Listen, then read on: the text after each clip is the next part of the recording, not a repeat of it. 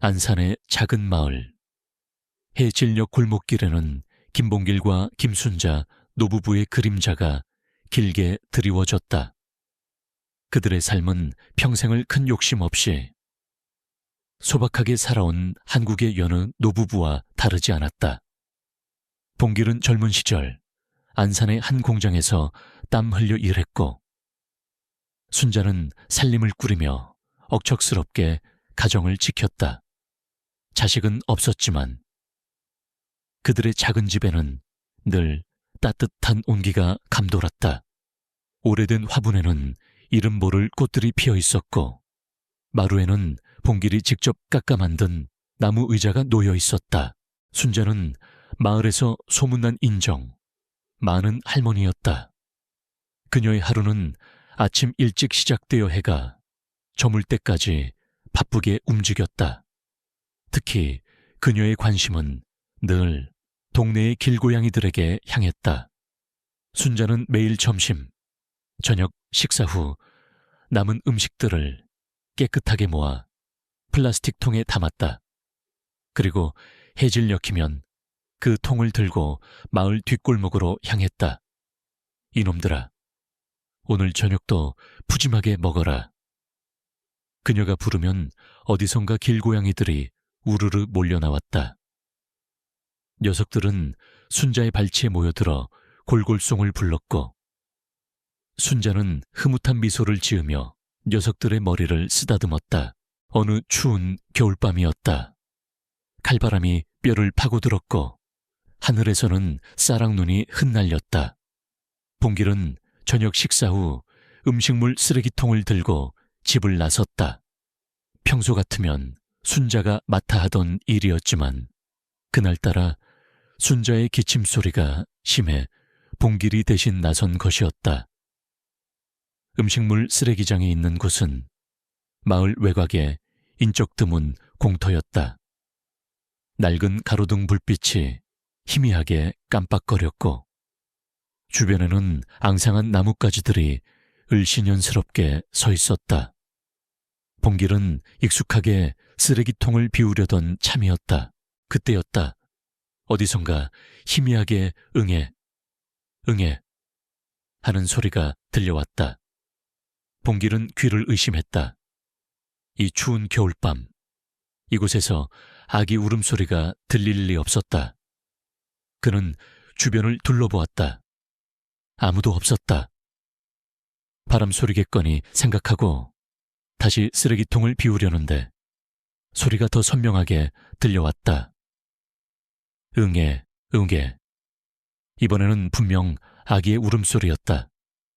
봉길의 심장이 쿵 내려앉았다. 그의 온몸에 소름이 돋았다. 봉길은 본능적으로 소리가 나는 쪽으로 발걸음을 옮겼다. 소리는 음식물 쓰레기 수거함 옆에 놓인 커다란 폐기물 봉투에서 나는 듯했다. 봉투는 두껍고 검은 비닐로 꽁꽁 쌓여 있었다.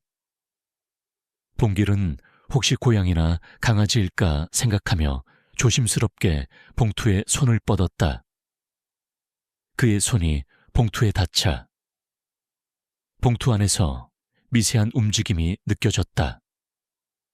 그리고 아기의 울음소리는 더욱 격렬해졌다. 봉길은 떨리는 손으로 봉투의 끈을 풀었다.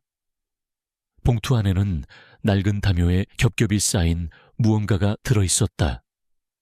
담요를 한 겹 한 겹 벗겨내자 그의 눈앞에 믿을 수 없는 광경이 펼쳐졌다. 그곳에는 작고 여린 아기들이 옹기종기 모여 몸을 웅크리고 있었다. 한 명도 아니고 두 명도 아니었다. 6명의 아기들이었다. 모두 갓 태어난 듯 탯줄이 선명하게 붙어 있었고 추위에 파랗게 질린 채 작은 입을 벌려 울고 있었다.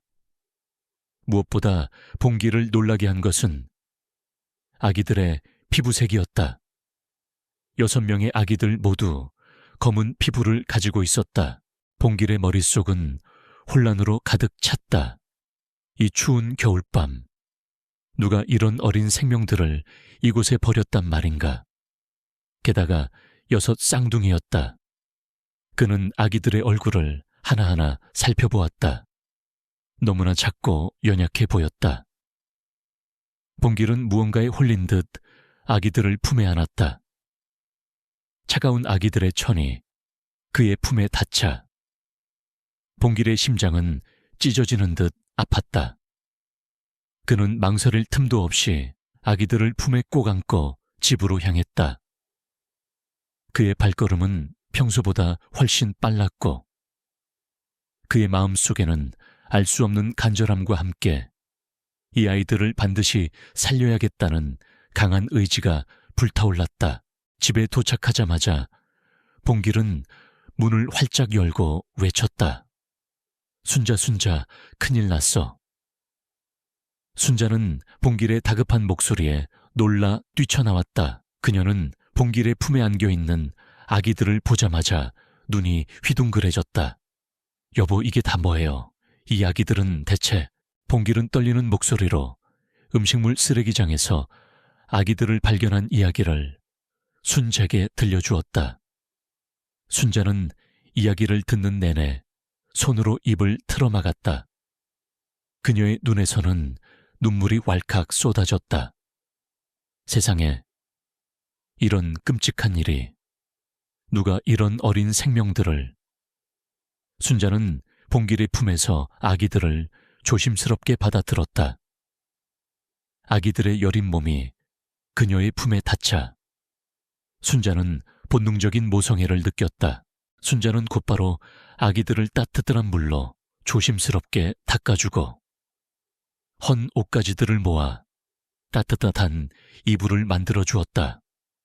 6명의 아기들은 배고픔에 칭얼거렸고 순자는 급히 분유를 타서 녀석들의 입에 물려주었다. 아기들은 허겁지겁 분유를 빨아먹었고 순자는 그런 아기들의 모습을 보며 눈물을 흘렸다. 그녀의 마음속에는 이 작고 여린 생명들을 반드시 지켜주겠다는 강한 결심이 싹 텄다. 봉길은 당장 경찰에 신고해야 할지 고민했지만 순자는 고개를 저었다. 여보, 경찰에 신고하면 이 아이들이 어디로 갈지 몰라요. 보육원으로 보내질 거예요. 우리가 이 아이들을 키웁시다. 순자의 목소리는 단호했지만 봉길은 당혹스러웠다. 순자, 이게 무슨 소리야? 우리가 어떻게 6명의 아이들을 키워 우리 형편에? 우리가 어떻게 이 아이들을 감당해? 봉길의 목소리에는 걱정이 가득했다. 여보, 이 아이들은 하늘이 우리에게 보내준 선물이에요. 차마 외면할 수 없어요. 우리가 비록 가진 것은 없지만 사랑만큼은 충분해요. 우리가 이 아이들을 키웁시다. 순자의 눈빛은 굳건했다. 봉길은 순자의 눈빛에서 그녀의 진심을 읽었다. 그는 결국 한숨을 쉬며 고개를 끄덕였다. 그들의 평온했던 노년의 삶은 이제 예측할 수 없는 방향으로 흘러가게 될 것이었다. 하지만 봉길은 그 변화가 두렵지 않았다. 그의 마음속에는 이 6 생명들을 지켜내야 한다는 강한 사명감이 싹 텄다. 다음 날 아침, 마을 사람들은 봉길 부부의 집에 모여들었다. 6명의 흑인 아기들을 입양했다는 소식은 마을의 큰 파장을 불러일으켰다. 사람들은 호기심과 함께 다양한 반응을 보였다. 어떤 이들은 봉길 부부의 용기와 희생에 감탄했지만 어떤 이들은 이해할 수 없다는 듯 고개를 저었다. 특히 마을의 작은 잡화점을 운영하는 박 여사는 노골적으로 불만을 드러냈다. 아니, 김 할매 자식도 없이 살던 양반들이 웬 흑인 아기들을 6명이나 데려왔대. 어디서 데려온 건지도 모르는데 나중에 문제라도 생기면 어쩌려고 그래. 박 여사의 목소리에는 노골적인 인종차별과 함께 비난의 기색이 역력했다. 순자는 박 여사의 말에도 불구하고 흔들리지 않았다. 박 여사, 이 아이들은 우리에게 와준 소중한 생명이에요. 어디서 왔든, 어떤 피부색을 가졌든 우리에게는 똑같은 손주들이에요. 순자의 목소리는 단호했지만 박 여사는 코웃음을 쳤다. 흥두고 보자고. 그렇게 쉽게 될 것 같아. 애들 키우는 게 쉬운 줄 알아. 그것도 6명이나 되는 흑인 애들을. 박 여사는 혀를 차며 자리를 떠났다. 하지만 모든 이들이 박 여사와 같은 생각을 하는 것은 아니었다. 마을의 한 간호사 출신인 최경숙은 봉길 부부를 찾아와 도움을 자처했다. 최경숙은 순자의 오랜 친구였고 누구보다 순자의 따뜻한 마음을 잘 아는 사람이었다. 순자 언니, 혼자서 힘들지 내가 도와줄게. 육아는 내가 전문가 아니겠어. 최경숙은 능숙하게 아기들을 돌보며 순자의 짐을 덜어주었다. 그녀는 아기들의 기저귀를 갈아주고 분유를 먹이고 아기들의 건강을 꼼꼼하게 살폈다. 최경숙의 도움은 봉길 부부에게 큰 힘이 되었다. 아기들은 봉길 부부의 사랑 속에서 무럭무럭 자랐다. 녀석들은 건강하고 활기 넘쳤다. 봉길 부부는 6명의 아기들에게 각각 예쁜 이름을 지어주었다. 하나, 다나, 레나, 미나, 사나, 라나. 모두 아름다운 6꽃이라는 의미를 담고 있었다. 아기들의 이름처럼. 녀석들은 봉길 부부의 삶에 아름다운 꽃을 피워주었다. 하지만 6명의 아이들을 키우는 것은 결코 쉬운 일이 아니었다. 봉길 부부는 턱없이 부족한 연금과 순자의 허리가 부서져라 모은 고물 수입만으로는 아이들을 먹여 살리기 역부족이었다. 봉길은 다시 공사판을 전전하며 일용직으로 나섰고 순자는 밤늦게까지 낡은 옷을 수선하거나 허드레시를 하며 돈을 벌었다. 그들의 몸은 고되고 힘들었지만 아이들의 해맑은 웃음소리를 들으면 모든 피로가 사라지는 듯했다. 특히 아이들이 자라면서 피부색이 다르다는 이유로 또래 아이들에게 따돌림을 당하는 일이 종종 생겼다. 그럴 때마다 봉길 부부는 아이들의 손을 잡고 세상의 모든 차별에 맞서는 법을 가르쳤다. 너희는 특별한 아이들이란다. 너희는 사랑받기 위해 태어난 소중한 존재들이야. 피부색은 중요하지 않아. 중요한 것은 너희의 마음이란다. 봉길 부부의 따뜻한 가르침 속에서 아이들은 자신감을 잃지 않고 씩씩하게 성장했다.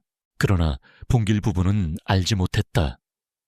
이 6 쌍둥이들이 단순한 버려진 아이들이 아니라는 것을, 그리고 이 아이들의 출생 뒤에는 거대한 음모와 충격적인 진실이 숨겨져 있다는 것을. 밤이 깊어지고 아이들이 잠든 작은 방에는 평화로운 숨소리만이 가득했다.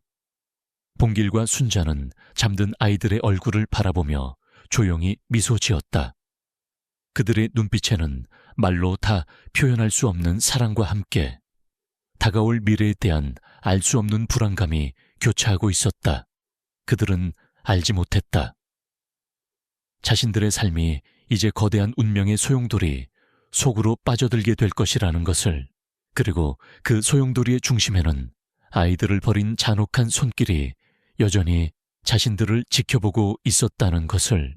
안산의 작은 집은 6 쌍둥이의 울음소리와 웃음소리로 늘 활기가 넘쳤다. 김순자와 김봉길 노부부는 잠시도 쉴 틈이 없었다. 새벽녘부터 밤늦게까지 아이들의 기저귀를 갈고 분유를 먹이고 재우고 놀아주며 온 신경을 쏟았다. 봉길은 일용직을 나간 틈틈이 아이들이 가지고 놀 장난감을 직접 만들어 주었고 순자는 낡은 옷들을 기워 아이들의 옷을 만들었다. 그들의 삶은 고단했지만 아이들의 해맑은 미소를 보면 모든 피로가 눈 녹듯 사라졌다. 그들에게 아이들은 세상에서 가장 소중한 선물이었다. 하지만 세상의 시선은 늘 따뜻하지만은 않았다. 특히 박 여사의 험담은 끊이지 않았다. 쯧쯧, 저 흑인 애들을 왜 데려와서 사서 고생이야. 나중에 말썽이라도 부리면 어쩌려고. 남의 피는 물보다 진하다는데. 박 여사는 동네 사람들에게 봉길 부부를 비난하며 악의적인 소문을 퍼뜨렸다. 일부 사람들은 그녀의 말에 동조하며 수군거렸고, 봉길 부부는 종종 따가운 시선과 냉대를 감수해야 했다. 순자는 그런 시선에 아파했지만 아이들 앞에서는 결코 내색하지 않았다.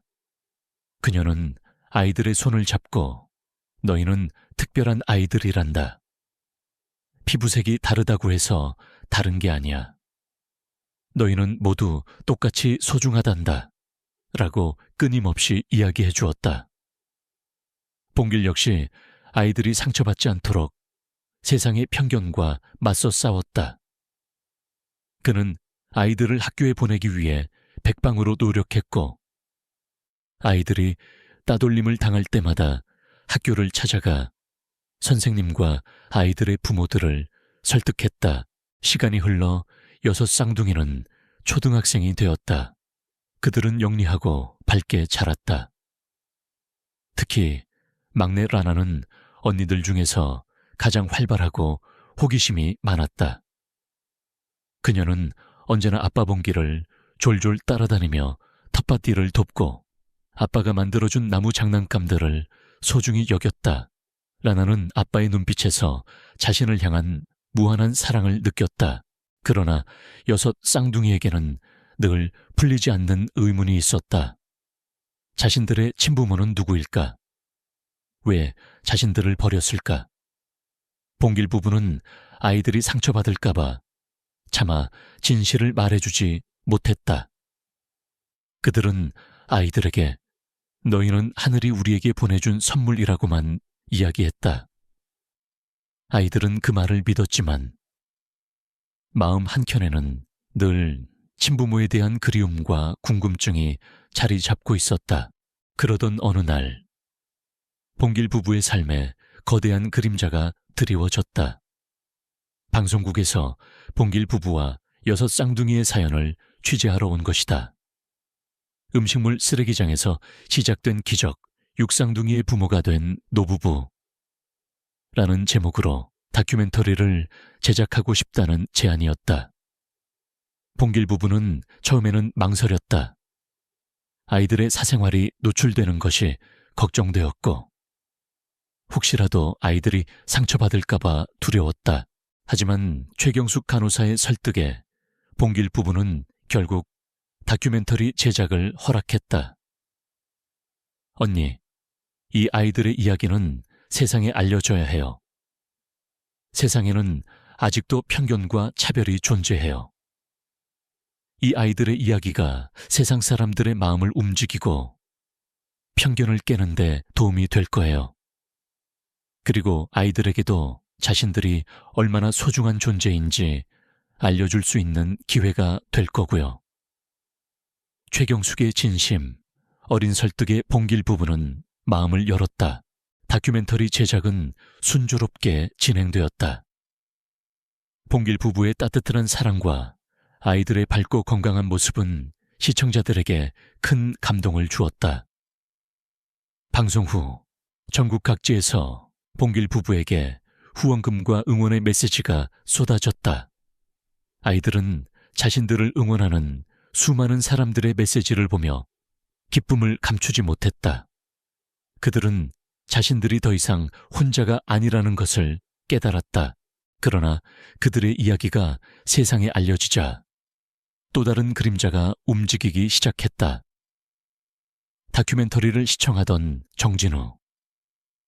그는 대한민국을 쥐락펴락하는 거대 기업 제일건설의 회장이자 차기 유력 대선 주자였다.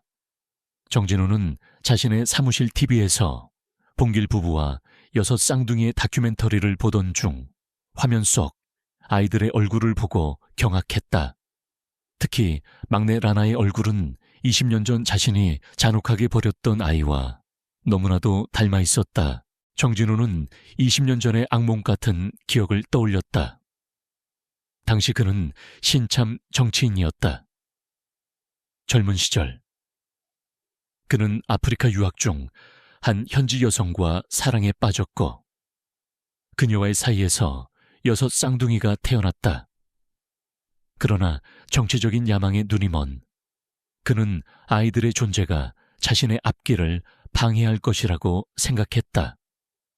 그는 아이들의 출생을 철저히 숨겼고 아이들의 엄마가 한국으로 아이들을 데리고 오자 출산 직후 6 쌍둥이를 음식물 쓰레기장에 버리도록 지시했다.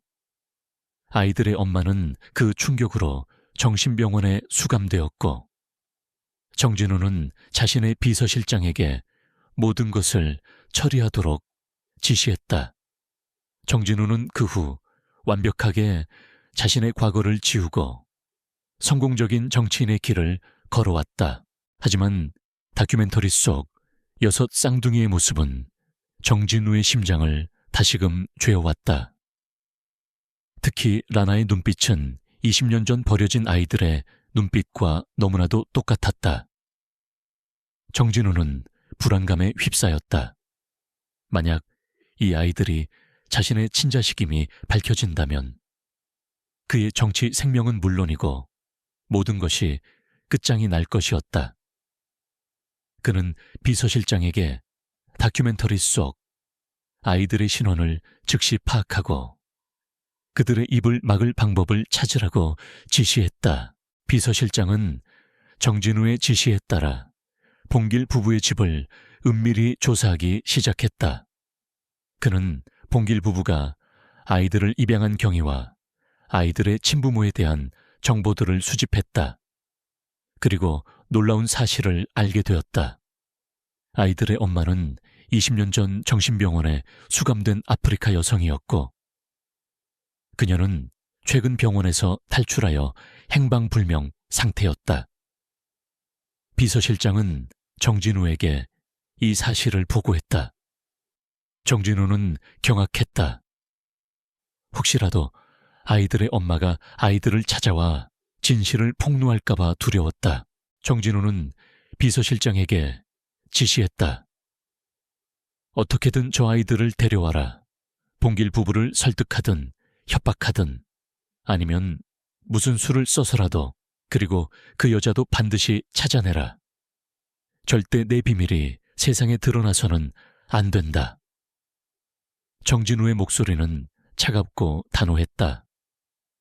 그의 눈빛에는 성공을 위해서라면 어떤 악행도 서슴지 않는 잔혹함이 번뜩였다. 그는 자신의 정치적 야망을 위해서라면 피부티도 버릴 수 있는 악마였다. 봉길 부부는 정진우의 움직임을 알지 못한 채 평화로운 일상을 보내고 있었다. 아이들은 학교에서 돌아오면 봉길에게 오늘 있었던 일들을 제잘거렸고 순자는 아이들에게 따뜻한 간식을 만들어 주었다. 라나는 아빠 봉길의 무릎에 앉아 동화책을 읽어달라고 졸랐다. 봉길은 라나의 머리를 쓰다듬으며 조용히 동화책을 읽어주었다. 그들의 행복은 너무나도 작고 소중했다. 하지만 행복은 오래가지 않았다. 어느 날 오후 봉길의 집에 낯선 남자들이 찾아왔다. 그들은 정장 차림이었지만 눈빛은 날카로웠다. 남자들은 자신들이 제1건설에서 나왔다고 소개하며 봉길 부부에게 엄청난 금액의 돈을 제시하며 아이들을 자신들에게 넘기라고 요구했다. 저희 회장님께서 아이들을 돌보고 싶어 하십니다. 아이들이 더 좋은 환경에서 자랄 수 있도록 도와드리고 싶습니다. 이 돈을 받으시고 아이들을 저희에게 넘겨주십시오. 남자의 목소리는 부드러웠지만 그 안에는 거절할 수 없는 위협적인 기운이 담겨 있었다. 봉길 부부는 경악했다. 그들은 남자들의 제안을 단호히 거절했다. 이 아이들은 우리에게는 목숨보다 소중한 자식들입니다. 아무리 큰 돈을 준다 해도 절대 보낼 수 없습니다. 봉길의 목소리는 떨렸지만 그의 눈빛은 굳건했다. 남자들은 봉길 부부의 단호한 태도에 당황한 듯 했지만 이내 비열한 미소를 지으며 자리를 떠났다. 다음에 다시 찾아뵙겠습니다. 그때도 그렇게 나올 수 있을지 두고 보죠. 그들의 마지막 말은 섬뜩한 경고였다. 봉길 부부는 불안감에 휩싸였다. 대체 저들이 누구이며 왜 아이들을 데려가려 하는 걸까? 봉길은 정진우라는 이름을 알지 못했지만 그들의 배후에 거대한 세력이 있다는 것을 직감했다. 그는 최경숙 간호사에게 이 사실을 알렸다. 최경숙은 심각한 표정으로 봉길 부부의 이야기를 들었다. 그녀는 즉시 자신의 지인들을 통해 제일건설과 정진우에 대한 정보를 수집하기 시작했다. 밤이 깊어지고 아이들이 잠든 후에도 봉길 부부는 잠을 이루지 못했다. 그들은 자신들의 힘으로 과연 이 거대한 세력과 맞서 싸울 수 있을지 걱정했다. 하지만 아이들의 해맑은 잠든 얼굴을 보자 봉길 부부는 다시금 용기를 냈다. 이 아이들을 지키기 위해서라면 어떤 어려움도 감내할 것이라고 굳게 다짐했다. 그들은 알지 못했다. 자신들의 삶을 송두리째 뒤흔들 거대한 운명의 소용돌이가 이미 시작되었다는 것을, 그리고 그 소용돌이의 중심에는 아이들의 친부모가 숨겨왔던 충격적인 진실이 숨겨져 있었다는 것을 정진우 비서실장이 보낸 남자들이 다녀간 후 김봉길과 김순자 노부부의 마음속에는 불안감이 그림자처럼 드리워졌다. 그들은 아이들의 해맑은 얼굴을 볼 때마다 죄책감과 함께 알 수 없는 두려움을 느꼈다. 대체 저들이 누구이며 왜 아이들을 그토록 탐내는 걸까? 겉으로는 아이들의 더 나은 환경을 위한다는 명목이었지만 봉길 부부는 그들의 눈빛에서 탐욕과 악의를 읽었다. 최경숙 간호사는 봉길 부부의 불안감을 감지하고 즉시 제일건설과 정진우 회장에 대한 정보를 수집하기 시작했다. 그녀는 경찰에 재직 중인 오랜 친구에게 연락해 정진우 회장의 과거 행적과 제일건설이 추진하는 사업들에 대해 알아봐 달라고 부탁했다. 며칠 뒤 최경숙은 충격적인 소식을 전해왔다. 봉길 아저씨, 순자 언니, 정진우 회장은 보통 인물이 아니에요. 그는 아주 오래전부터 온갖 불법적인 일에 연루되어 있었고 특히 아이들이 발견된 시기와 비슷한 시기에 그가 아프리카에서 돌아왔다는 기록이 있어요. 최경숙의 말에 봉길 부부의 심장은 쿵 내려앉았다. 정진우, 그 이름이 아이들과 어떤 연관이 있다는 말인가? 최경숙은 계속해서 말했다. 그리고 가장 충격적인 건 정진우 회장에게는 숨겨진 아들이 있다는 소문이 돌아요. 하지만 그 아들은 태어나자마자 사라졌다고 하더군요. 어쩌면 이 아이들이... 최경숙은 차마 말을 잇지 못했다. 봉길 부부는 서로의 얼굴을 바라보았다. 설마 그럴 리가. 그러나 그들의 마음속에는 이미 불길한 예감이 스멀스멀 피어오르고 있었다. 집으로 돌아온 아이들은 봉길 부부의 불안한 기색을 눈치챘다. 특히 막내 라나는 봉길의 옷자락을 잡고 물었다. 아빠, 무슨 일 있어요? 아빠 얼굴이 왜 그래요? 봉길은 라나의 머리를 쓰다듬으며 애써 미소 지었다. 아무것도 아니란다. 아빠는 괜찮아. 하지만 라나의 눈빛은 무언가 숨겨진 진실을 꿰뚫어 보는 듯했다. 다음 날부터 정진우 측의 압박은 더욱 심해졌다. 밤늦게 봉길 부부의 집에 이상한 전화가 걸려오고 누군가 집 주변을 맴돌았다. 아이들이 학교에서 돌아올 때면 낯선 차가 그들 뒤를 쫓는 듯했다. 봉길 부부는 불안감에 잠을 이룰 수 없었다.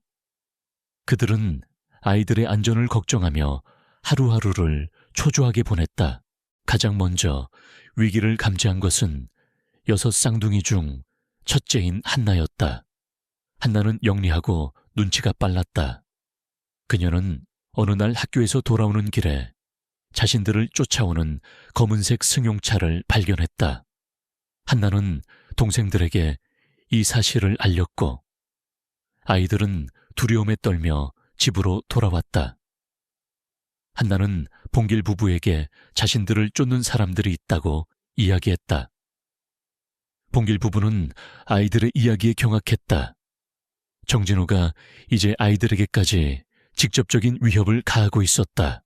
봉길 부부는 아이들을 보호하기 위해 집을 떠나기로 결심했다. 그들은 최경숙 간호사에게 이 사실을 알리고 도움을 요청했다. 최경숙은 봉길 부부의 결정을 지지하며 자신의 고향인 강원도의 작은 마을에 있는 친척 집으로 피신할 것을 권했다. 그곳은 인적이 드물고 조용한 곳이라 정진우의 눈을 피하기에 적합하다고 생각했다. 밤이 깊어지자 봉길 부부는 아이들을 데리고 몰래 집을 나섰다. 6 쌍둥이는 자신들이 어디로 가는지도 모른 채 부모님의 손을 잡고 조용히 뒤를 따랐다. 순자는 혹시라도 아이들이 배고플까봐 직접 만든 빵과 물을 가방에 챙겼다. 봉길은 낡은 트럭에 가족들을 태우고 강원도를 향해 달렸다. 밤길은 어두웠고 그의 마음은 불안감으로 가득했다. 그는 운전하는 내내 백미러를 통해 뒤를 확인했다. 혹시라도 정진우의 사람들이 자신들을 쫓아올까봐. 그러나 정진우의 정보망은 생각보다 빠르고 치밀했다. 봉길 부부가 집을 떠난 지 얼마 지나지 않아 정진우의 부하들은 그들의 뒤를 쫓았다. 봉길은 뒤에서 따라오는 검은색 승용차들을 발견하고 속력을 높였다. 그의 낡은 트럭은 엔진 소리를 요란하게 내며 어둠 속을 질주했다. 아이들은 불안감에 떨며 서로를 끌어안았다. 라나는 봉길의 어깨에 기대어 울었다. 봉길은 필사적으로 도망쳤지만 정진우의 부하들은 끈질겼다. 그들은 봉길의 트럭을 맹렬하게 추격했다. 그때 봉길은 갑자기 트럭의 핸들을 꺾어 숲길로 진입했다. 숲길은 좁고 험난했지만 봉길은 이 길이 정진우의 눈을 피할 수 있는 유일한 방법이라고 생각했다.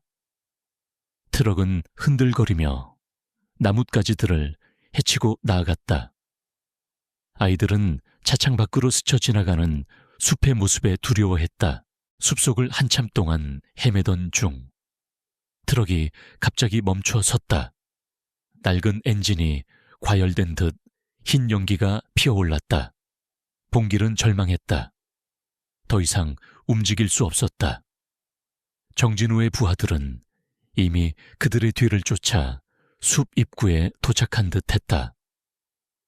그들의 목소리가 어둠 속에서 희미하게 들려왔다. 김봉길 거기서 어차피 도망칠 곳은 없다. 순자는 봉길의 손을 잡았다.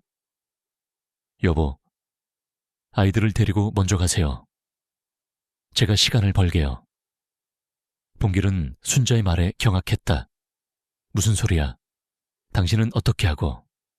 순자는 봉길의 뺨을 어루만지며 미소 지었다. 나는 괜찮아요. 아이들이라도 살아야지. 당신이 아이들을 데리고 가세요. 순자의 눈빛은 단호했다. 봉길은 순자의 말을 거역할 수 없었다. 그는 6 쌍둥이의 손을 잡고 트럭에서 내렸다. 엄마를 여기서 기다리자. 아이들은 영문을 모른 채 봉길의 손을 잡고 숲속으로 뛰어들었다. 순자는 트럭에 남아 정진우의 부하들이 다가오기를 기다렸다. 그녀는 작은 몸으로 트럭 문을 막아섰다. 남자들은 순자를 보고 비웃었다. 할망구, 고작 당신 혼자서 뭘 할 수 있다고. 당장 비켜. 순자는 두려움에 떨었지만 단호하게 말했다. 이 아이들은 내 자식들이야 절대 못 데려가. 남자들은 순자를 밀쳐내고 트럭 안으로 들어가려 했다. 그때 순자가 갑자기 품속에서 작은 칼을 꺼내 자신의 팔을 베었다. 피가 뚝뚝 떨어졌다. 남자들은 순자의 갑작스러운 행동에 당황하며 뒷걸음질 쳤다. 이봐요, 이 노인네가 미쳤나. 남자들은 혼란에 빠졌다. 순자는 그 틈을 타 트럭에 기름을 붓고 불을 붙였다. 트럭은 순식간에 거대한 화염에 휩싸였다. 남자들은 불길에 놀라 뒷걸음질 쳤고 순자는 그 틈을 타 숲속으로 도망쳤다. 그녀는 아이들이 있는 곳으로 필사적으로 달렸다. 그녀의 몸은 불길에 그을리고 팔에서는 피가 흘렀지만 순자는 오직 아이들을 살려야 한다는 생각뿐이었다. 봉길은 아이들을 데리고 숲속 깊이 도망쳤다. 아이들은 두려움에 떨며 울었지만 봉길은 그들의 손을 놓지 않았다. 그는 숲속을 헤치고 나아갔다. 그때 뒤에서 순자의 목소리가 들려왔다. 여보, 아이들 빨리 가요. 봉길은 뒤를 돌아보았다. 순자가 불길 속에서 달려오고 있었다. 그녀의 모습은 처참했지만 그녀의 눈빛은 아이들을 향한 강렬한 사랑으로 빛났다. 봉길은 순자를 향해 달려갔다. 그는 순자의 손을 잡고 그녀를 끌어안았다. 여보, 괜찮아, 괜찮아. 순자는 봉길의 품에 안겨 흐느꼈다. 아이들, 무사해서 다행이야. 그녀의 목소리는 희미하게 떨렸다. 그들은 밤새도록 숲속을 헤매다 작은 동굴을 발견했다. 동굴 안은 차갑고 습했지만 그들에게는 잠시나마 안전한 피난처가 되어 주었다. 봉길은 순자의 상처를 치료해주고 아이들을 품에 안아주었다.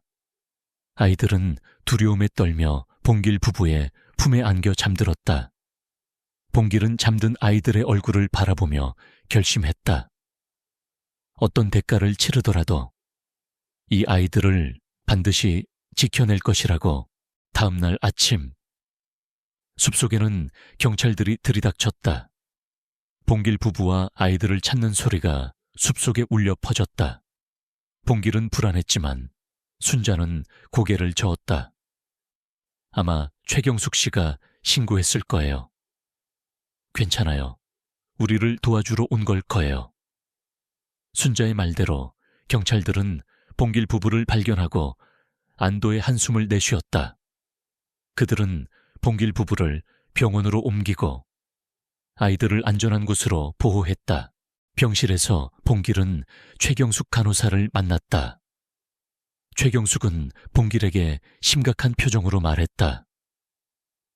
봉길 아저씨, 제가 정진우 회장에 대해 더 알아봤어요. 그의 과거에는 더 충격적인 비밀이 숨겨져 있어요. 아이들이 발견된 날 정진우 회장의 부인이 외국에서 아이를 낳았다고 하는데 그 아이들도 6 쌍둥이였다고 해요. 하지만 그 아이들은 태어나자마자 모두 사망했다고 발표되었죠. 봉길은 최경숙의 말에 온몸에 소름이 돋았다. 설마 그럴 리가. 그의 머릿속에는 혼란스러운 생각들이 교차했다. 정진우의 버려진 아들 6 쌍둥이, 그리고 아이들이 발견된 시기와 비슷한 시기에 정진우의 부인이 6 쌍둥이를 낳았다는 사실. 모든 퍼즐 조각들이 맞춰지는 듯했다. 아이들의 친부모가 정진우 회장이라는 섬뜩한 진실이 봉길의 뇌리를 강타했다. 봉길은 최경숙에게 물었다.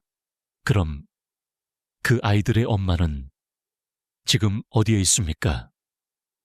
최경숙은 한숨을 쉬며 말했다. 그 아이들의 엄마는 아이들을 잃은 충격으로 정신병원에 수감되었고 최근 병원에서 탈출하여 행방불명 상태라고 합니다. 이 모든 것을 정진우 회장이 완벽하게 숨겨왔던 거예요. 봉길은 분노의 이를 갈았다. 정진우는 자신의 정치적 야망을 위해 피부티까지 버린 악마였다. 그는 자신의 아이들을 죽음으로 위장하고 그 모든 비밀을 감추기 위해 자신의 부인까지 정신병원에 가두었던 것이다. 봉길은 이제 더 이상 정진우를 용서할 수 없었다. 그는 이 모든 진실을 세상에 밝히고 정진우에게 응분의 대가를 치르게 할 것이라고 다짐했다. 그리고 그 첫걸음은 아이들의 친엄마를 찾아내고 그녀와 함께 정진우의 악행을 세상에 폭로하는 것이었다. 봉길의 눈빛은 복수심과 정의감으로 불타올랐다. 병원 침대에 누워 천장을 응시하던 김봉길의 머릿속은 온통 정진우 회장의 추악한 진실로 가득 찼다. 6 쌍둥이의 친아버지가 대한민국을 쥐락펴락하는 거대 기업의 회장이자 차기 대선 주자라니. 그리고 그가 자신의 정치적 야망을 위해 피부티들을 쓰레기장에 버리고 심지어 아내까지 정신병원에 가두었다는 사실은 봉길의 심장을 분노로 들끓게 만들었다. 그는 더 이상 이 모든 것을 묵과할 수 없었다. 정의는 반드시 실현되어야 했고 아이들은 응당한 대우를 받아야 했다. 병실 문이 열리고 최경숙 간호사가 들어섰다. 그녀는 봉길의 표정에서 결의를 읽었다. 아저씨, 몸은 괜찮으세요? 이제 경찰에게 모든 걸 말씀하시고 기자들에게도 이 모든 진실을 알리세요. 최경숙의 목소리에는 봉길을 향한 걱정과 함께 진실을 밝히려는 강한 의지가 담겨 있었다. 봉길은 고개를 끄덕였다. 그래야지. 이 모든 것을 세상에 알려야 해. 그런데 아이들의 친엄마를 찾아야 해. 그녀만이 이 모든 것을 증명해 줄 수 있어. 최경숙은 봉길의 말에 한숨을 쉬었다. 그게 쉽지 않을 거예요. 그녀는 정신병원에서 탈출한 후 흔적도 없이 사라졌어요. 정진우 회장이 그녀의 행방을 철저히 감추고 있을 겁니다. 봉길은 실망했지만 포기하지 않았다. 그래도 찾아야 해. 그녀만이 우리 아이들의 억울함을 밝혀줄 수 있는 유일한 증인이야. 봉길의 눈빛은 강렬했다. 봉길의 이야기는 경찰에게 전달되었다. 경찰은 정진우 회장의 과거 행적과 아이들의 출생 기록을 재조사하기 시작했다. 언론에도 봉길 부부와 6 쌍둥이의 사연, 그리고 그 뒤에 숨겨진 의혹들이 조금씩 흘러나가기 시작했다. 정진우 회장의 숨겨진 비밀이라는 헤드라인이 신문 한 면을 장식했고 여론은 들끓었다. 정진우 회장은 모든 의혹을 부인하며 언론 플레이를 펼쳤지만 그의 얼굴에는 불안감이 역력했다. 정진우는 자신의 비서실장에게 봉길 부부를 협박하고 아이들의 친엄마를 반드시 찾아내 입을 박으라고 지시했다. 그 여자가 입을 열면 모든 것이 끝장이다. 무슨 수를 써서라도 찾아내서 영원히 입을 다물게 해. 정진우의 목소리는 광기로 가득 찼다. 그의 정치적 야망은 이제 벼랑 끝에 서 있었다. 퇴원한 봉길은 가장 먼저 6 쌍둥이들을 찾아갔다. 아이들은 병실에서 봉길을 보자마자 달려들어 그의 품에 안겼다. 라나는 봉길의 목에 매달려 눈물을 흘렸다. 아빠, 괜찮아요. 아프지 마세요. 봉길은 라나의 머리를 쓰다듬으며 조용히 속삭였다. 괜찮아. 라나야. 아빠는 이제 괜찮아. 아빠가 너희들을 반드시 지켜줄 거야. 봉길은 아이들의 눈빛에서 자신을 향한 깊은 사랑과 신뢰를 보았다. 그는 이 아이들을 위해 어떤 어려움도 감내할 것이라고 굳게 다짐했다. 봉길은 최경숙 간호사의 도움을 받아 아이들의 친엄에 대한 단서들을 찾기 시작했다. 그는 아이들의 출생 기록을 다시 한번 꼼꼼하게 살펴보았다. 기록에는 아이들의 엄마 이름이 엘레나라고만 적혀 있었다. 국적도 명확하지 않았고 주소도 불분명했다. 마치 누군가 의도적으로 그녀의 흔적을 지운 듯했다. 봉길은 정진우의 비서실장이 아이들의 엄마를 찾는데 혈안이 되어 있다는 사실을 알고 있었기에 그녀를 먼저 찾아야만 했다. 봉길은 우연히 20년 전 정신병원에서 엘레나를 담당했던 간호사의 연락처를 알게 되었다. 그 간호사는 이미 은퇴했지만 엘레나를 특별히 기억하고 있었다. 간호사는 봉길에게 엘레나가 병원에서 탈출하기 전 그림을 그리는데 몰두했다고 이야기했다.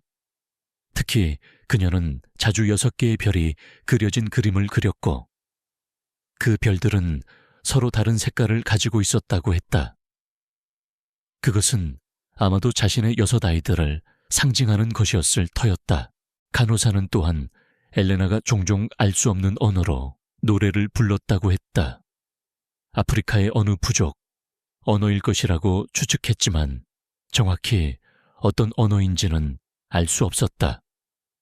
봉길은 그 노래가 아이들의 친엄마를 찾는데 중요한 단서가 될 것이라고 직감했다. 그는 최경숙에게 엘레나가 불렀던 노래의 가사를 기억해달라고 부탁했다. 한편 정진우는 자신의 정치 생명이 위협받자 더욱 광기 어린 모습을 보였다. 그는 자신의 부하들을 동원하여 봉길 부부를 감시하고 아이들의 친엄마를 찾는데 혈안이 되었다. 정진우는 봉길 부부가 자신의 비밀을 세상에 알리려 한다는 것을 직감하고 있었다. 그는 자신의 권력과 돈을 이용해 모든 언론을 통제하려 했지만 이미 봉길 부부의 이야기는 인터넷과 SNS를 통해 퍼져나가고 있었다. 여론은 점차 정진우에게 등을 돌리고 있었다. 봉길은 정진우의 추적을 피하며 엘레나의 흔적을 쫓았다. 그는 최경숙이 알아낸 단서들을 토대로 엘레나가 머물렀을 만한 장소들을 찾아다녔다. 낡은 여인숙, 허름한 골목길, 그리고 폐가들. 봉길은 엘레나가 자신처럼 숨어 지내고 있을 것이라고 생각했다. 그는 아이들의 친엄마가 겪었을 고통을 생각하며 가슴 아파했다. 그러던 중 봉길은 우연히 한 빈민가에서 이상한 그림을 발견했다. 낡은 벽에 그려진 그림은 6개의 별을 담고 있었다. 별들은 서로 다른 색깔을 가지고 있었고 그 옆에는 알 수 없는 문자들이 적혀 있었다. 봉길은 심장이 쿵 내려앉았다. 이것은 엘레나가 그린 그림임이 분명했다. 봉길은 주변 사람들에게 그림을 그린 여인에 대해 물었지만 아무도 그녀의 행방을 알지 못했다.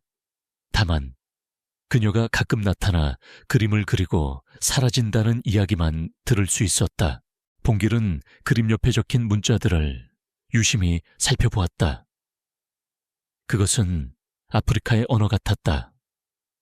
봉길은 최경숙에게 이 문자들을 해독해달라고 부탁했다. 최경숙은 여러 전문가들에게 연락하여 문자들을 분석했고 마침내 그 의미를 알아냈다. 그것은 스와힐리어로 내 아이들, 너희는 반드시 살아남을 것이다 라는 뜻이었다. 봉길은 눈물을 흘렸다. 엘레나는 절망 속에서도 아이들을 향한 희망을 포기하지 않았던 것이다.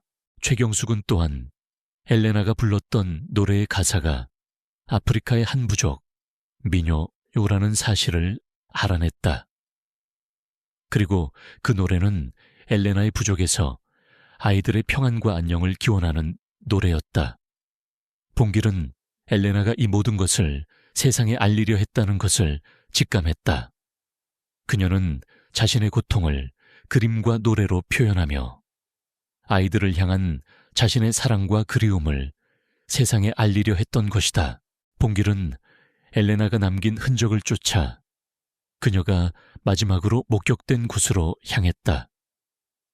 그곳은 도시 외곽의 낡은 공원이었다. 공원에는 오래된 나무들과 벤치들이 놓여 있었다. 봉길은 공원 안을 헤매다 벤치에 앉아있는 한 여인을 발견했다. 그녀는 낡은 옷차림이었지만 눈빛은 깊고 슬픔에 잠겨 있었다. 그녀의 얼굴은 마른 듯했지만 그 안에는 묘한 기품이 서려 있었다. 봉길은 직감적으로 그녀가 엘레나임을 알았다. 봉길은 조심스럽게 엘레나에게 다가갔다. 엘레나는 봉길의 인기척에도 불구하고 미동도 하지 않았다. 마치 세상과 단절된 듯했다. 봉길은 엘레나의 옆에 앉아 조용히 말을 건넸다. 엘레나 씨, 제가 당신의 아이들을 키우고 있는 김봉길입니다. 엘레나는 봉길의 말에 고개를 들었다. 그녀의 눈동자는 혼란과 동시에 경계심으로 가득했다. 그녀는 봉길을 낯선 사람으로 여기는 듯했다. 봉길은 자신의 휴대폰을 꺼내 6 쌍둥이의 사진을 보여주었다. 사진 속 아이들은 밝고 건강하게 웃고 있었다. 엘레나의 눈빛이 흔들렸다. 그녀의 손이 사진을 향해 떨렸다. 아이들이 살아있어요. 엘레나의 목소리는 희미하게 떨렸다. 그녀의 눈에서는 눈물이 왈칵 쏟아졌다. 그녀는 사진 속 아이들의 얼굴을 하나하나 어루만졌다. 20년 만에 처음으로 보는 자신의 아이들. 그녀는 봉길의 손을 잡고 흐느꼈다. 고맙습니다. 정말 고맙습니다. 제 아이들을 살려주셔서 정말 고맙습니다. 엘레나는 봉길의 품에 안겨 어린아이처럼 울었다. 20년이라는 긴 세월 동안 가슴에 묻어두었던 슬픔과 회한이 한꺼번에 터져나오는 순간이었다. 봉길은 엘레나를 위로하며 그녀에게 모든 진실을 이야기해 주었다. 정진우 회장의 추악한 음모, 그리고 자신과 순자가 아이들을 어떻게 키웠는지까지. 엘레나는 봉길의 이야기를 듣는 내내 몸을 떨었다. 그녀의 눈빛은 슬픔과 함께 정진우를 향한 강렬한 분노로 이글거렸다. 정진우, 그 악마 같은 자식 내 아이들을 버리고 나를 이렇게 만들다니. 엘레나는 이를 갈았다. 봉길은 엘레나에게 말했다. 이제 우리가 이 모든 진실을 세상에 알려야 합니다. 정진우에게 응분의 대가를 치르게 하고 아이들에게는 당신이라는 친엄마가 있다는 사실을 알려줘야 합니다. 엘레나는 봉길의 말에 고개를 끄덕였다. 그녀는 더 이상 숨지 않을 것이었다. 자신의 아이들을 위해, 그리고 자신을 위해 정진우에게 맞서 싸울 것이라고 다짐했다. 봉길은 엘레나를 자신의 집으로 데려왔다. 순자는 엘레나의 이야기를 듣고 그녀를 따뜻하게 안아주었다. 두 여인은 서로를 부둥켜 안고 울었다. 아이들은 낯선 여인의 등장에 의아해했지만 봉길 부부는 아이들에게 엘레나가 그들의 친엄마라는 사실을 차마 말해주지 못했다. 아직은 때가 아니라고 생각했다. 그러나 다음날 아침, 아이들은 잠에서 깨어나 자신들의 침대 옆에 앉아있는 엘레나를 발견했다. 특히 라나는 엘레나의 얼굴을 유심히 살폈다. 묘한 기시감이 들었다. 라나는 조심스럽게 엘레나의 손을 잡았다. 엘레나는 라나의 손을 잡고 눈물을 흘렸다. 그녀는 아이들을 향한 자신의 사랑과 그리움을 더 이상 숨길 수 없었다. 봉길은 최경숙 간호사에게 연락하여 엘레나가 무사히 돌아왔음을 알렸다. 최경숙은 봉길의 소식에 기뻐하며 곧바로 봉길의 집으로 찾아왔다. 그녀는 엘레나의 건강 상태를 살피고 그녀에게 필요한 의료적 지원을 해주었다. 최경숙은 엘레나에게 지난 20년 동안 그녀가 겪었을 고통에 대해 위로를 건넸다. 엘레나는 봉길 부부와 최경숙의 도움으로 점차 안정을 되찾았다. 그녀는 아이들과 함께 시간을 보내며 잃어버렸던 엄마의 역할을 다시 시작했다. 아이들은 엘레나를 조금씩 받아들이기 시작했다. 특히 라나는 엘레나의 옆에 바싹 붙어 그녀의 이야기를 듣고 싶어 했다. 봉길은 엘레나에게 정진우의 악행을 세상에 폭로할 계획을 설명해 주었다. 엘레나는 봉길의 계획에 적극적으로 동참하겠다고 말했다. 그러나 봉길은 알고 있었다. 이 모든 것을 세상에 알리는 것은 결코 쉽지 않을 것이라는 것을. 정진우는 여전히 막강한 권력을 가지고 있었고 그는 자신의 비밀을 지키기 위해 어떤 악행도 서슴지 않을 것이었다. 하지만 봉길은 더 이상 두렵지 않았다. 이제 그에게는 엘레나가 있었고 6 쌍둥이가 있었고 순자와 최경숙 그리고 서준이 있었다. 그들은 함께 이 거대한 악에 맞서 싸울 것이었다. 정의는 반드시 승리할 것이었다. 김봉길의 집은 이제 또 다른 전쟁터가 되었다.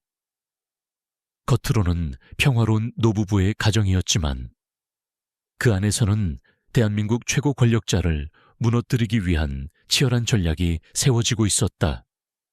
엘레나의 존재는 봉길 가족에게 강력한 무기가 되어 주었다.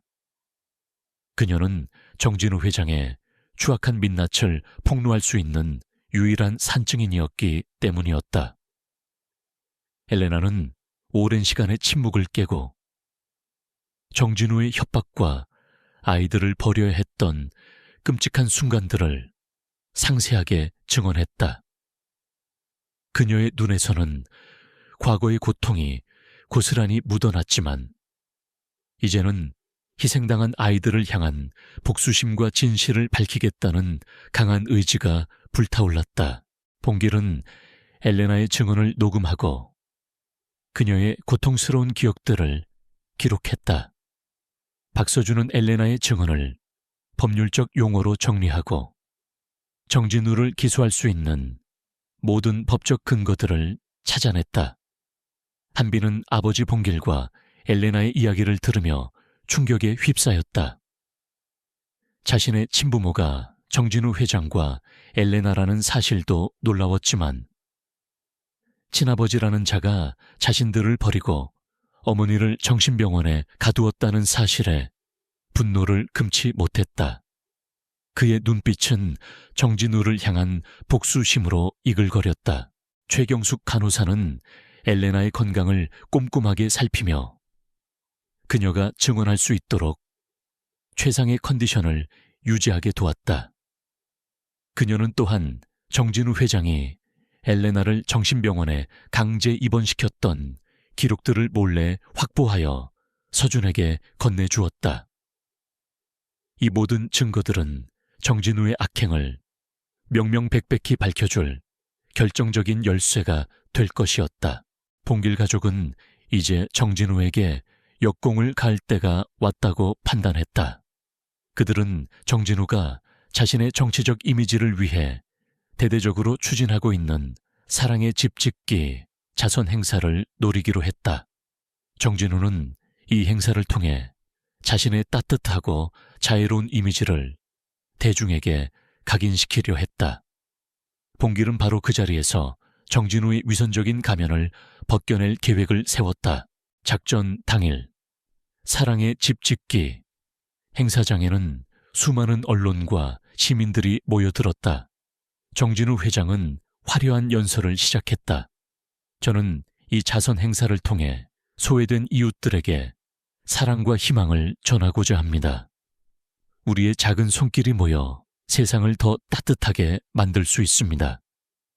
그의 목소리는 부드럽고 설득력이 있었지만 봉길 가족의 귀에는 위선적인 거짓말로 들렸다. 정진우가 연설을 이어가던 중 갑자기 행사장의 전광판 화면이 바뀌었다. 봉길이 미리 준비해둔 영상이 송출되기 시작한 것이었다. 화면에는 엘레나의 모습이 나타났다. 그녀는 떨리는 목소리로 정진우에게 버려졌던 6 쌍둥이의 이야기, 그리고 자신이 정신병원에 강제 입원되어 겪었던 고통들을 낱낱이 증언했다. 그녀의 목소리는 절규에 가까웠고 그녀의 눈물은 시청자들의 마음을 울렸다. 행사장은 순식간에 아수라장이 되었다. 정진우는 경악하며 전광판을 바라보았다. 그의 얼굴은 새파랗게 질렸고 그의 눈빛은 광기로 가득 찼다. 그는 곧바로 직원들에게 전광판을 끄라고 소리쳤지만 이미 때는 늦었다. 엘레나의 증언은 생중계되어 전국의 시청자들에게 고스란히 전달되고 있었다. 그때 봉길이 마이크를 들고 정진우 앞으로 나섰다. 그의 옆에는 순자와 한빈, 서준, 그리고 6 쌍둥이 아이들이 서 있었다. 아이들은 엘레나의 영상을 보며 혼란스러운 표정을 짓고 있었다. 라나는 엘레나의 얼굴을 유심히 살폈다. 묘한 끌림을 느꼈다. 정진우 회장 봉길의 목소리는 단호하고 강렬했다. 당신이 버린 아이들이 여기 있습니다. 당신이 자신의 야망을 위해 버린 6 쌍둥이가 바로 여기에 살아 있습니다. 봉길은 아이들의 손을 잡고 그들을 앞으로 내세웠다. 아이들은 카메라 플래시에 놀라 잠시 주춤했지만 봉길의 손을 꽉 잡았다. 정진우는 아이들을 보자마자 온몸을 떨었다. 그의 눈빛은 공포에 질렸고 그의 얼굴은 창백하게 변했다. 그는 봉길을 향해 달려들려 했지만 경호원들이 그를 막아섰다. 김봉길 내놈이 감히 정진우는 소리쳤지만 그의 목소리는 이미 힘을 잃었다. 그때 엘레나가 무대 뒤에서 걸어 나왔다. 그녀의 눈빛은 강렬했고 그녀의 얼굴에는 복수심과 단호함이 가득했다. 엘레나는 정진우를 똑바로 응시하며 말했다. 정진우, 내 아이들을 버린 당신은 인간도 아니야. 나는 당신의 모든 죄를 세상에 폭로할 거야. 엘레나의 등장에 행사장은 다시 한번 술렁였다. 기자들은 일제히 카메라 플래시를 터뜨리며 엘레나의 모습을 담았다. 정진우는 엘레나를 보자마자 몸을 떨었다. 그의 과거가 완전히 드러나는 순간이었다. 정진우는 결국 정신을 잃고 쓰러졌다. 그의 거대한 제국은 한순간에 무너져 내렸다. 경찰이 출동하여 정진우를 체포했다. 그의 비서실장과 그를 도왔던 모든 공범들도 함께 체포되었다. 정진우는 자신의 악행에 대한 대가를 치르게 되었다. 언론은 연일 정진우 회장의 추악한 진실을 보도했고 국민들은 분노했다. 그의 정치적 생명은 물론이고 사회적 명성까지도 모두 사라졌다. 그는 더 이상 대한민국을 쥐락펴락하던 권력자가 아니었다. 모든 것이 끝나자 봉길 가족은 다시 집으로 돌아왔다. 아이들은 아직 모든 상황을 이해하지 못했지만 자신들이 더 이상 숨어 살지 않아도 된다는 사실에 안도했다. 봉길은 엘레나의 손을 잡고 그녀에게 감사함을 표했다. 엘레나 씨, 당신의 용기 덕분에 모든 진실이 밝혀졌습니다. 정말 고맙습니다. 엘레나는 봉길의 말에 미소 지었다. 그녀의 눈에는 눈물이 고여 있었지만 이제는 슬픔이 아닌 안도감과 희망의 눈물이었다. 그러나 가장 중요한 순간은 아직 남아 있었다. 봉길은 아이들에게 엘레나가 그들의 친엄마라는 사실을 알려주어야 했다. 봉길은 6 쌍둥이 아이들을 모두 거실에 모았다. 아이들은 봉길의 심각한 표정을 보고 불안해했다. 봉길은 엘레나의 손을 잡고 아이들 앞에 섰다. 얘들아, 너희에게 중요한 이야기를 해줄 것이 있단다. 봉길은 떨리는 목소리로 이야기를 시작했다. 그는 아이들이 음식물 쓰레기장에서 발견되었던 순간부터 자신과 순자가 아이들을 어떻게 키웠는지, 그리고 정진우 회장의 악행과 엘레나의 고통스러운 삶까지 모든 진실을 이야기했다. 그리고 마지막으로 엘레나가 그들의 친엄마라는 사실을 밝혔다. 아이들은 봉길의 이야기에 충격에 휩싸였다. 특히 라나는 엘레나의 얼굴을 뚫어져라 응시했다. 그녀의 눈에서는 눈물이 흘러내렸다. 라나는 엘레나에게 달려가 그녀의 품에 안겼다. 엄마, 엄마. 라나의 절규에 가까운 외침에 엘레나는 아이를 끌어안고 흐느꼈다. 20년 만에 처음으로 딸의 품에 안긴 엘레나는 모든 고통과 슬픔을 잊은 듯 오열했다. 다른 아이들도 엘레나에게 다가가 그녀의 품에 안겼다. 6 쌍둥이는 엄마의 품에서 어린아이처럼 울었다. 봉길과 순자도 아이들과 엘레나의 모습을 보며 눈물을 흘렸다. 그들의 눈물은 슬픔이 아니라 진정한 가족의 재회와 사랑으로 인한 감격의 눈물이었다. 잃어버렸던 가족이 20년 만에 다시 하나가 되는 순간이었다. 엘레나는 아이들을 하나하나 끌어안고 그들의 얼굴을 쓰다듬었다. 그녀의 손길은 따뜻했고 그녀의 눈빛은 무한한 사랑으로 가득했다. 아이들은 엘레나의 품에서 비로소 친엄마의 따뜻한 온기를 느꼈다. 그들은 이제 더 이상 버려진 아이들이 아니었다. 그들에게는 자신들을 낳아준 친엄마가 있었고 자신들을 키워준 사랑하는 부모님, 봉길과 순자가 있었다. 이재호의 악행으로 인해 파괴될 뻔했던 가족의 역사는 봉길 부부의 희생과 사랑, 그리고 엘레나의 용기로 인해 비로소 빛을 되찾았다. 그들은 이제 진정한 의미의 가족이 되었다. 혈연으로 맺어진 엘레나와 아이들, 그리고 사랑으로 맺어진 봉길과 순자, 그리고 서준까지. 그들은 서로의 존재에 감사하며 앞으로 함께 만들어갈 미래를 꿈꾸었다. 희망의 빛이 그들의 작은 집을 가득 채웠다. 안산의 작은 집은 이제 단순한 주거 공간이 아니었다. 그것은 용서와 치유, 그리고 진정한 가족의 의미가 꽃피는 성역이 되었다. 정진우 회장의 몰락 이후 김봉길과 김순자 부부, 그리고 엘레나는 6 쌍둥이 아이들과 함께 새로운 삶을 시작했다. 아이들은 충격적인 진실 앞에서 혼란스러워했지만 봉길 부부와 엘레나의 깊은 사랑 속에서 점차 안정을 찾아갔다. 6 쌍둥이 중 가장 먼저 마음의 문을 연 것은 막내 라나였다. 그녀는 엘레나의 눈빛에서 자신을 향한 무한한 사랑과 애틋함을 느꼈다. 라나는 밤마다 엘레나의 품에 안겨 잠이 들었고 그녀에게 어릴 적 동화를 읽어달라고 졸랐다. 엘레나는 라나의 머리를 쓰다듬으며 아프리카의 예시아기와 자장가를 들려주었다. 그녀의 목소리는 라나에게 친숙하면서도 낯선 따뜻함을 안겨주었다. 라나는 엘레나의 무릎에 앉아 그림을 그리곤 했는데 그림 속에는 늘 6개의 별과 함께 2명의 어른이 그려져 있었다. 다른 아이들도 점차 엘레나를 받아들이기 시작했다.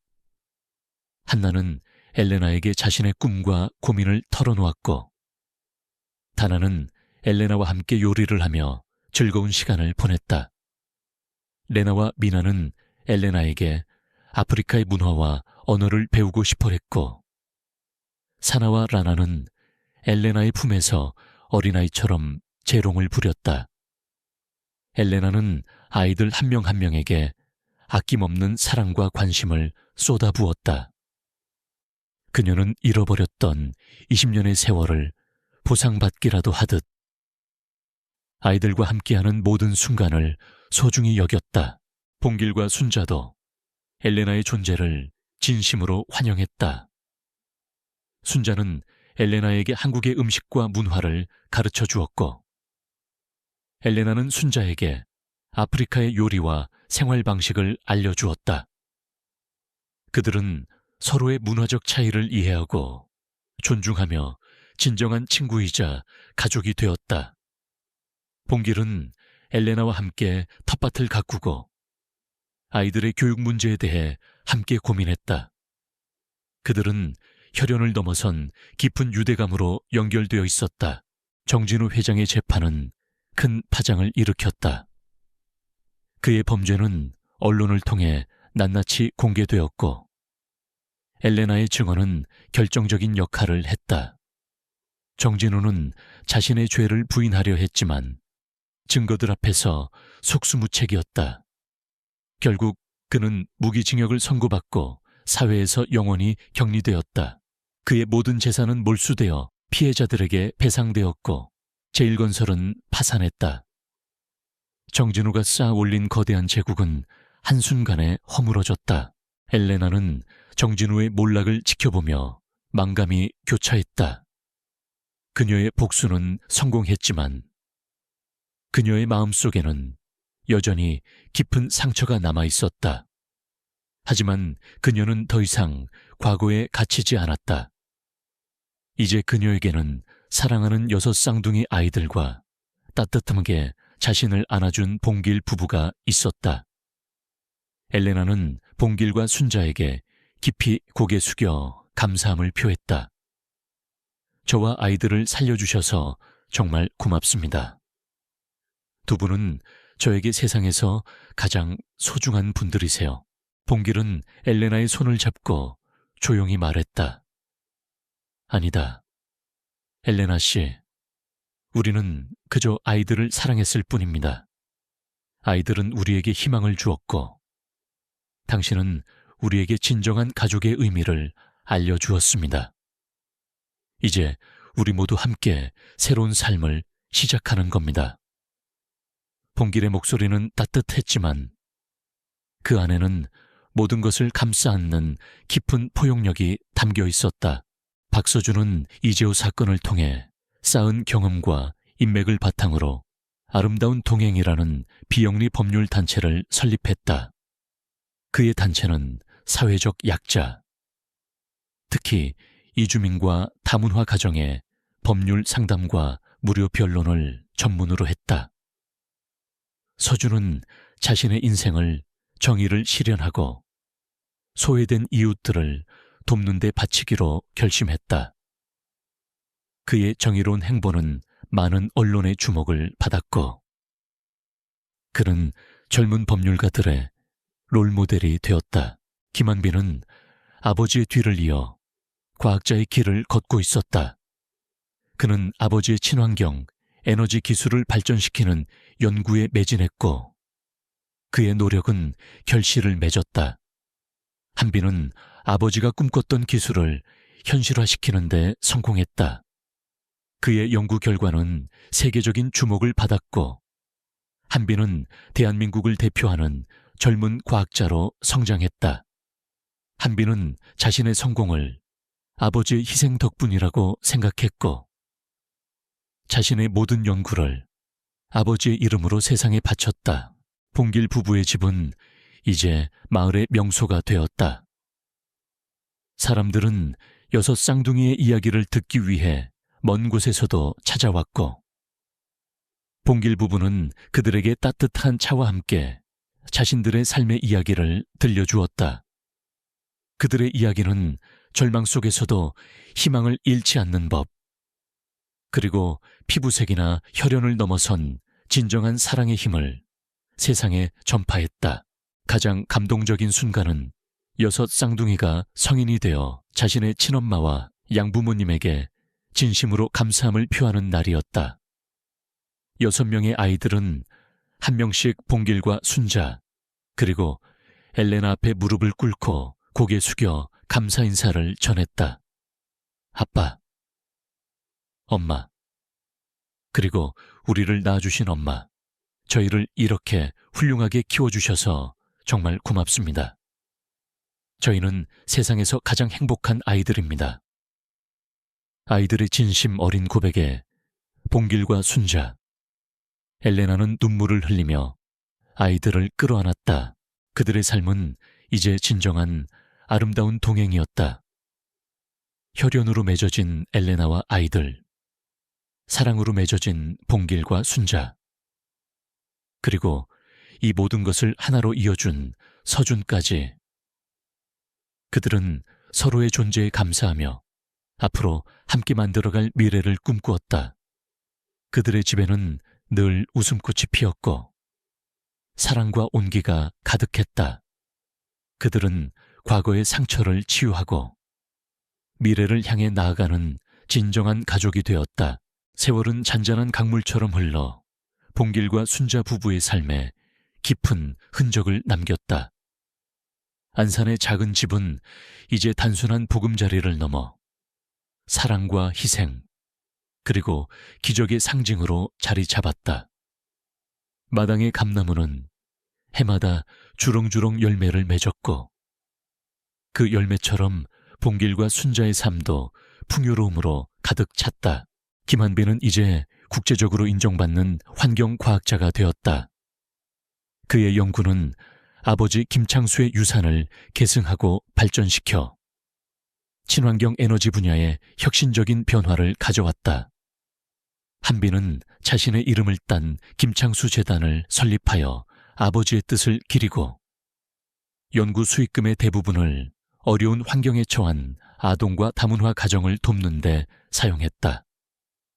재단은 봉길 부부와 엘레나, 서준의 적극적인 참여로 빠르게 성장하여 사회에 긍정적인 영향력을 미쳤다.